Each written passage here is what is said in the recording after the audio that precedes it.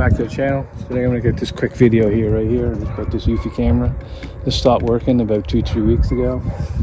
The alert would come on my phone, but there'd be no video recording, so it would not record. But if you go into the actual camera and the app and press record, it would save it to my phone. So if you had a camera like this for 2-3 years and it stopped recording, this is your quick fix right here. So you press on the app, press on the device. There's the two cameras I got. Go in the front, then you hit it right here, then hit the general, then hit camera storage, then hit local storage. This was full. So all you gotta do is hit clear, confirm.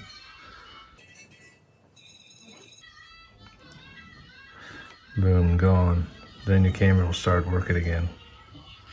Okay, if you like this video, press thumbs up below, subscribe to my channel. Thank you for watching.